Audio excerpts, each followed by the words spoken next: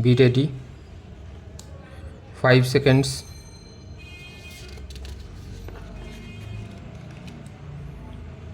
Start.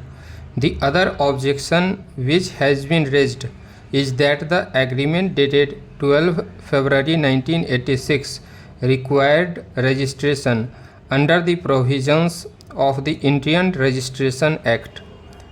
The unregistered agreement would not be admissible in evidence, hence it could not be acted upon.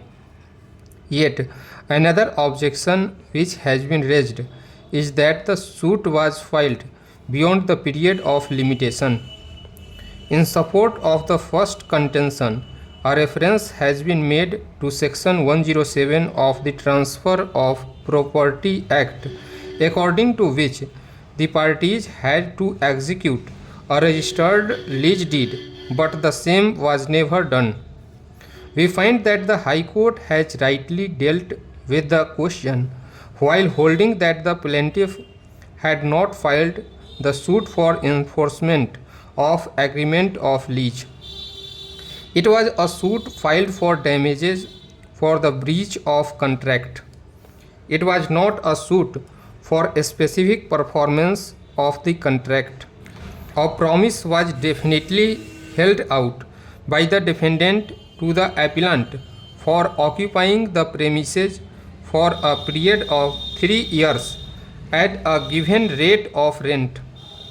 The premises were in fact constructed in accordance with the instructions and specifications of the defendant. For raising the construction, the plaintiff had raised loans from the bank. Everything happened in accordance with the terms of the contract except that the period of tenancy was interdicted before 3 years of taking over of the possession by the defendant. In our view, the trial court and the High Court have rightly held that in absence of any lease deed or a registered lease deed, the nature of the lease would only be that of a monthly lease, but it does not mean that it would deprive the plaintiff or damages for breach of terms of an agreement in accordance of which he had performed his part of the obligation by creating a liability against himself by taking loan from bank, and that it will be of no consequence as agreed in the agreement since no lease was executed and registered.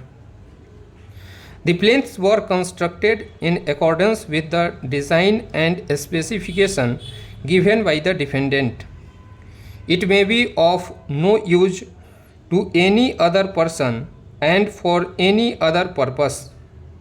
In this background, as what was held out by the defendant assumes importance, and in case one who holds out a promise will have to compensate the party who acted bona fidely on the basis of the promise made.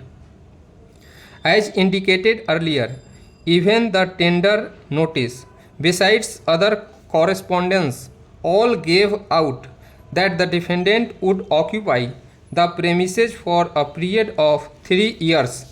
Everything was acted upon according to the agreement except the execution of lease deed. Hence, there was termination of tenancy on 15 days notice. The plaintiff is not insisting that the defendant must retain possession for the remaining period or that the tenancy was not terminable, but termination of the tenancy would not necessarily mean that the defendant would also not be liable for compensation for the breach of promise held out in the terms of the agreement. Stop.